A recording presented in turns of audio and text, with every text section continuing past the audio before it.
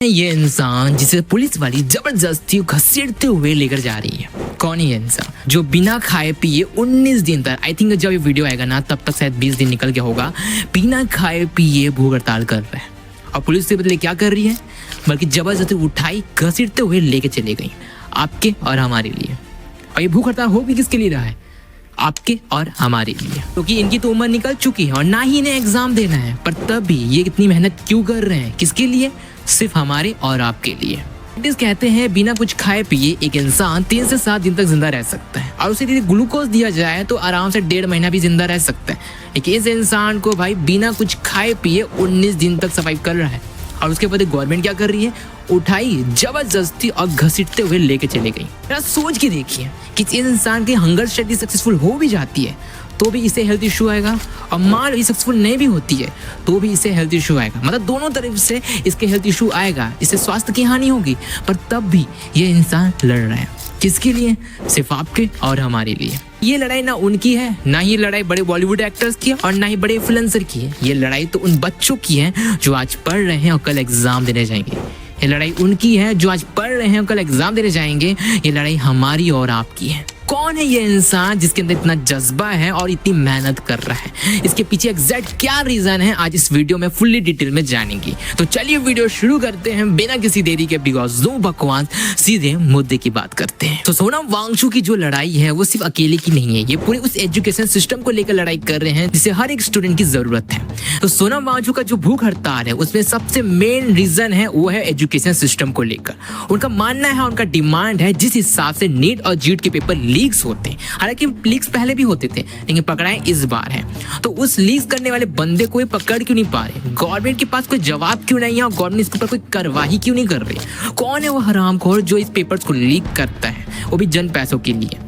क्योंकि ये जो पेपर्स हैं छोटे मोटे पेपर्स नहीं है, बहुत बड़े पेपर्स हैं जिसके लिए लाखों रुपए खर्च होते हैं, लाखों बच्चे अपनी कई साल की मेहनत लगाते हैं, और जब पेपर्स लीक हो जाते हैं तब इनकी पूरी मेहनत पर पानी फिर जाती है, और गवर्नमेंट इस चीज को लेकर कुछ भी नहीं कर रही है। तो सोनम वांगचुक का मानना है यदि वो नीट और जीट के पेपर लीक करने वाले को पकड़ ही नहीं पा रहे हैं तो डायरेक्ट अपने एजुकेशन मिनिस्टर को ही बदल दे। वो चाहते हैं कि धर्मेंद्र प्रधान अपने पोजीशन से रिजाइन मार दे। और ये भी मैं भी मानता हूँ भाई, जो इंसान खुद ज्यादा पढ़ा लिखा नहीं है वो इंडिया के एजुकेशन सिस्टम को कैसे चला सकता है। पर आपको पता है कि इंडिया के अंदर पॉलिटिक्स को जितना वैल्यू मिलता है उतना वैल्यू तो एजुकेशन को भी नहीं मिलता। तो किस चीज का हम उम्मीद कर रहे हैं, लेकिन तब भी वो लड़ रहे हैं, किसके लिए, सिर्फ हमारे और आपके लिए। क्योंकि ये लड़ाई सिर्फ उनकी नहीं है, ये लड़ाई हमारी और आपकी है जो आज पढ़ रहे हैं और कल एग्जाम देने जाएंगे। ये उनकी लड़ाई है। लेकिन सिर्फ इसी चीज के लेकर वो भूख हड़ताल नहीं कर रहे, इसके पीछे एक और बहुत बड़ा रीजन है जिसको लेकर ये भूख हड़ताल कर रहे हैं, और ये डिमांड इनके कई साल पहले भी था, लेकिन आज जाके इसे भूख हड़ताल में कन्वर्ट किया जा रहा है, जिसके बारे में कोई बात नहीं कर रहा है। और मैं बात कर रहा हूँ लद्दाख को लेकर, जिसके बारे में कोई भी बात नहीं कर रहे हैं। असलियत में जो हमारे सोनम वांगचुक हैं वो लद्दाख के रहने वाले हैं। उन्होंने वहाँ के लोगों के लिए बहुत कुछ किया और आगे भी करते जाएंगे, एंड इसका रेफरेंस हमें उनके भूख हड़ताल में देखने को मिलता है। उनकी सबसे बड़ी डिमांड लद्दाख को लेकर है, जिसे वो चाहते हैं कि सरकार उसे पूरी करे। उनकी सबसे बड़ी डिमांड ये है कि वहाँ पर जितने भी मानव संसाधन है उस पर नियंत्रण वहाँ के लोकल लोगों का होना चाहिए। लद्दाख में कोई बाहरी कंपनी या गवर्नमेंट की प्रोजेक्ट्स ओपन नहीं होने चाहिए, और जो प्रोजेक्ट ओपन होने वाले थे उसे रोक दिया जाए, और लद्दाख के जितने संसाधन है वहाँ पर नियंत्रण वहाँ के लोकल लोगों का होना चाहिए, ताकि प्रकृति संसाधनों का संरक्षित किया जा सके और सही सदुपयोग वहाँ के लोग कर सके। और साथ साथ वो ये चाहते हैं कि पब्लिक सर्विस कमीशन को बैठाया जाए ताकि वहाँ रोजगार के नए नए साधन उपलब्ध हो और लोगों की आय में वृद्धि हो।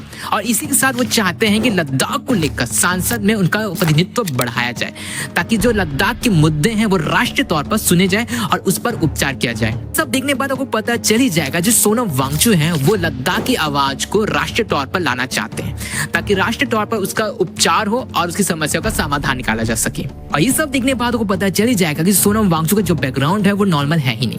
उनका बैकग्राउंड पहले से पॉलिटिकल कनेक्शन से जुड़ा हुआ है, जहां उनके फादर जम्मू कश्मीर सरकार में मंत्री बन चुके हैं, और साथ साथ उन्होंने एक बहुत बड़ा हड़ताल किया था जो लगभग 11 से 16 दिन तक चला था। यह हड़ताल 1984 में किया गया था वहां से अनुसूचित जनजातियों को अधिकार देने के लिए, और इस हड़ताल को तोड़वाने के लिए खुद इंदिरा गांधी आई थी। तो ये सब देखने के बाद आपको पता चल ही जाएगा कि सोनम वांगचुक के जो खून में जो जोश भरा गया है वो उनके खानदानी तौर पर मिला है, जिसका प्रदर्शन वो इस भूख हड़ताल में कर रहे हैं। और ये बंदा इसको भी पार कर चुका है, लगभग 19 दिन तक बिना खाए पिए जिंदा रह रहा है। और उसके बदले गवर्नमेंट इसे आई, उठाई और घसीटते हुए लेके चले गए। और हॉस्पिटल में भी ये किसी तरह का मेडिकल चेकअप नहीं करवा रहे हैं। अपडेट्स ये भी आ रहे हैं कि आमिर खान की 3 इडियट्स जिसके अंदर में रैंचो कैरेक्टर देखने को मिला था, आमिर खान इस मिसअंडरस्टैंडिंग को क्लियर करते हैं अपने लंदन इंडियन फिल्म फेस्टिवल के अंदर। उन्होंने ये बताया जो रैंचो कैरेक्टर था वो हमने सोनम वांगचुक से इंस्पायर होकर नहीं बनाया था। मतलब जो पूरी ऑडियंस ये बता रही थी कि सोनम वांगचुक का कैरेक्टर से इंस्पायर होकर रैंचो कैरेक्टर डेवलप हुआ था, उससे आज आमिर खान ने क्लियर कर दिया कि वो कैरेक्टर सोनम वांगचुक से इंस्पायर होकर नहीं बनाया गया था। वो तो जानते तक नहीं थे सोनम वांगचुक है कौन। अब इस चीज को लेकर तो इंटरनेट में एक अलग ही बवाल हो चुका है, बट ये कोई बड़ी मुद्दे की बात बिल्कुल भी नहीं है। जो मुद्दे की बात ये है क्या सही में इंडिया के एजुकेशन मिनिस्टर बदलेंगे या सोनम वांगचुक को अपने जान से हाथ धोना पड़ेगा। तो मैं आपको बता दूं इसका एक सिंपल सा आंसर ये है कि ना ही हमारे एजुकेशन मिनिस्टर को बदला जाएगा और ना ही हमारे सोनम वांगचुक को जान से हाथ धोना पड़ेगा, बल्कि गवर्नमेंट इसका तीसरा रास्ता निकालेगी जिसको सुनने के बाद किसी भी स्टूडेंट की सहमति नहीं होगी, ना उनके होठों में खुशी होगी ना कोई जोश होगा। गवर्नमेंट जब स्टूडेंट को लेकर जब नए नए नियम निकालते हैं तो स्टूडेंट खुद उसमें सहमति नहीं देती, उसमें स्टूडेंट की खुशी कभी होती ही नहीं है। और ऐसा ही हाल और ऐसा ड्रामा चलता रहेगा, क्योंकि सिर्फ यही स्ट्राइक नहीं है जो इंडिया में हो रहा है। इंडिया की कैसे और भी जगह है जहाँ पर बड़े बड़े स्ट्राइक्स किए जाने हैं, लेकिन वो आपके फील्ड में नहीं आ रहा होगा, क्योंकि यही स्ट्राइक का वीडियो आपके फील्ड में आ रहा होगा, क्योंकि यही स्ट्राइक अभी बहुत ज्यादा वायरल हो रहा है। नए ट्रेंड के साथ एक नया विवाद हम शुरू कर देंगे और ये ड्रामा फिर से बंद हो जाएगा। तो इस स्ट्राइक को लेकर आपकी क्या राय है आप मुझे कमेंट करके जरूर बताइएगा, ताकि मैं भी जान सकूं कि आपके मन में क्या चल रहा है स्ट्राइक को लेकर। तब तक मिलते हैं नेक्स्ट वीडियो में। Bye bye and do subscribe now.